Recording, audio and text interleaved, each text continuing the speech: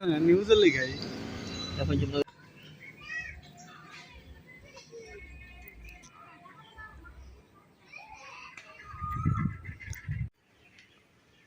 তো বাইরে থেকে বাইরেও যাইতো না এই অবস্থায়।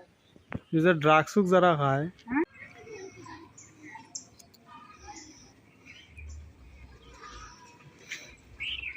জ্বালানি আর আমার লাগছে না, আমি উঠছি দরজা খুলছি খুলে দেখি নাই সিলিন্ডার। যখন রান্না কর না কিতা ওই দেখো পুরো ক্লিয়ার হয়ে গেছে।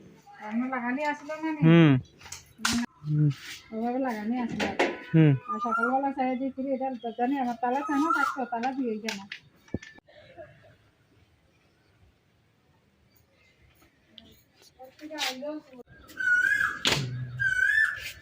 ওইখান থেকে নিজে সিলিন্ডার বিছনার মধ্যে আসলেন ধরে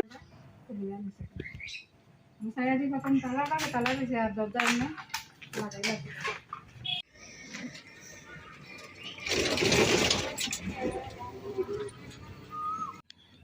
কি হইছে আপনারা করে কি হইছে? ওই কিছু দরজা খুললা সকালে ভোরবেলা উঠে দেখি দরজা খুললা তারা সিলিন্ডার ইয়ে দেই নাই, চুরি হয়ে গেছে। চুরি হয়ে আছে।